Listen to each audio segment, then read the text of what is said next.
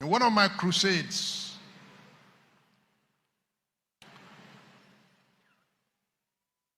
I asked all the women who came to the crusade barren over the years, and they now have babies. I asked them, bring out those babies, let me see them. And they brought 300 children. Then I said, well, Yemi, you've preached in the crusade before. Then I said, I don't want to lose them. They should grow up where they were born. Samuel grew up in Shiloh until he became. So I don't want them to scatter. So I asked them to form a choir. And they formed children choir, 300 children. And they sing in my crusade every year. Their mothers join them.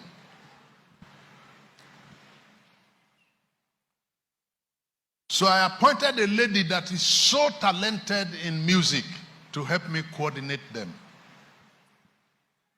Yemisi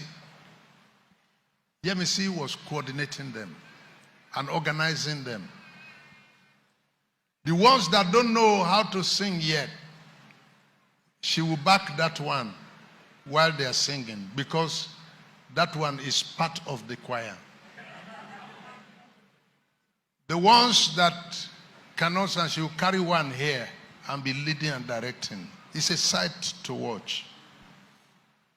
One day I was preaching in Zaria, and they called me that the MEC fell down and died. And I left the crusade that I was weeping, and I was saying to God, so I will not hear Yemisi again singing. I packed my load and started traveling down. I met her in the University of Ilorin Teaching Hospital, almost lifeless. And I went to her and held her leg. Muwake!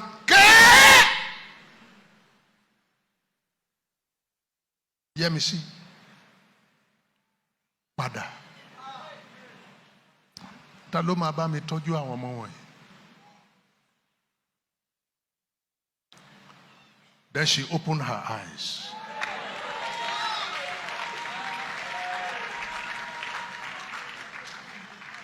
And looked at me and said, Dad, why did you call me back? I had entered gate 6. It remained 1.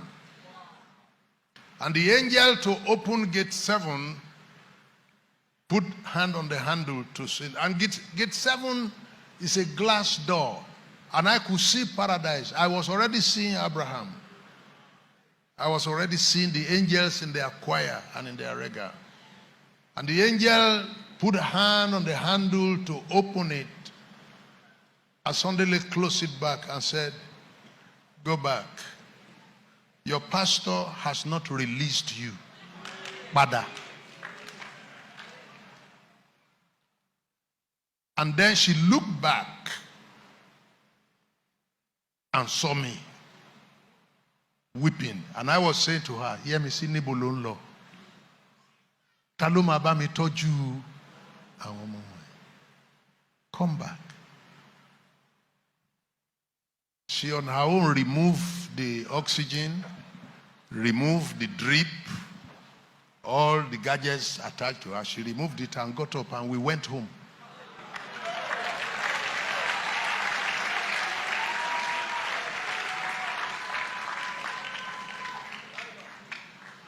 Ó jẹ́ wá nǹkan ṣe. Lọ́jọ́ tí ogun bá le ká lè rọ́rọ̀ sọ.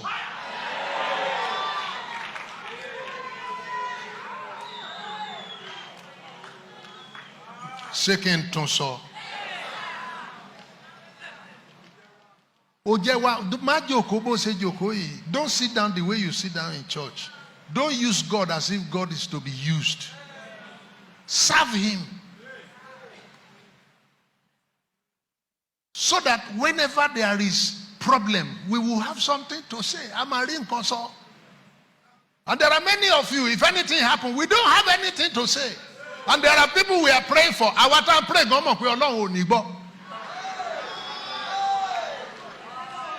because go see basis. Religious prayers, political prayers, we do that a lot. Kale kofinja. Otherwise, we no lo tun ma sọ pé o ní kẹ́ gbàdúrà fún pé o gbàdúrà fún. Àwa tá ń gbà tí mo pé àdúrà yóò lè gbà. Ilé yóò lè, Ọlọ́run ò lè gbọ́ àdúrà ilé. Ó jẹ́ wá nǹkan ṣe. So that ọjọ́ tí ogun bá lé, a ó lè ṣe kí ni? A lè rọ́rọ̀ sọ.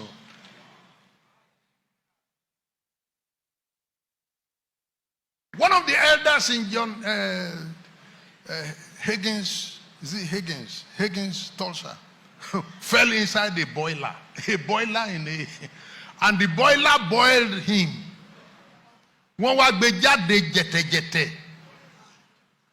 And Higgins was called that your elder fell into a boiler, but they rescued him, but he has been cooked.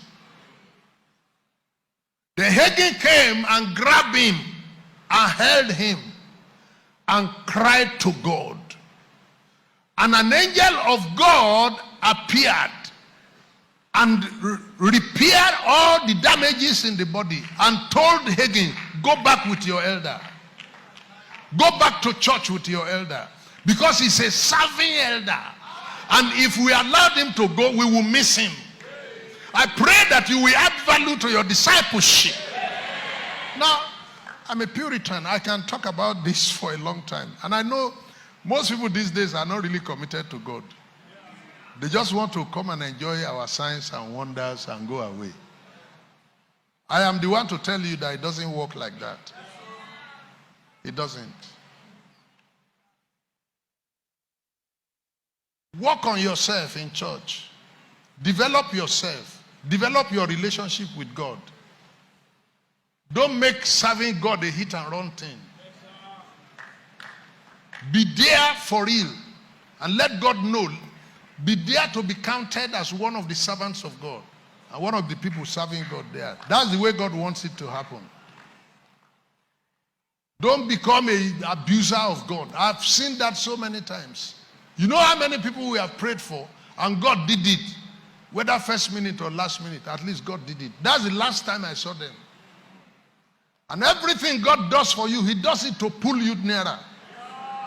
Everything God does for you, He does it to pull you nearer.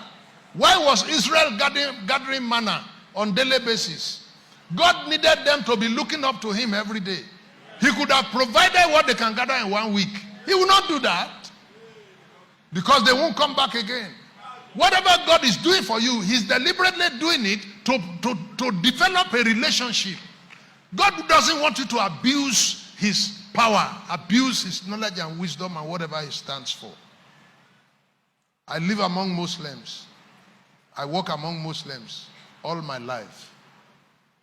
Muslims, whenever God does something for them in the mosque, they become more Islamic. I know Muslims who don't even know where to face when they are doing prayer. But when God does something for them, if they secure a political appointment, they become more Islamic. They become more Muslim. But I've also seen Christians who benefited from several graces that God has given. They stop coming to church. That's when they'll be going for meeting on Sunday. And send to us, Pastor, nibinu ni adra yin lo gba. And very soon they return from Abuja and come to nothing. And you can't come back to me again. You have to develop your relationship with God in such a way that there will be areas of issues that have not been accomplished, which we can talk to Him about to tell God that Oluwasemo pe o si ku lórí ọ̀rọ̀ ẹ̀. Kò tí ná ọjà yẹn tán, kò lè lọ nísìn. He can't go now. Let there be areas of issues between you and God So that if the devil want to take you away, you even have a reason to say, Lord, I've not finished my tenure. I'm still on duty. I'm still at work. Why and how and why not? That a person like Joshua will say to the son, son, because I'm still working. If you go and set, work cease. But I'm still working. I'm still serving. My work is not completed yet. Son, stand thou over Gibeon. Don't set, because I'm still working. You can give yourself time. You can give yourself time, because you are not done yet.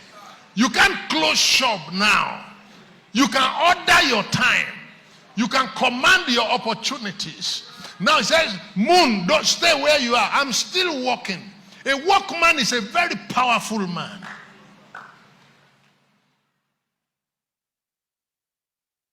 When Peter said he was going back to fishing, why did Christ not go and get another Peter and say, leave him, people? He went and stood by the sea still looking for him, because he had only one Peter and he can't afford to lose him. With all the investment God has invested into your life, what has it come down to? With all the miracles and the benefits of grace you have received over the years, what has it come down to? There are last-minute interventions in people's life that were wasted.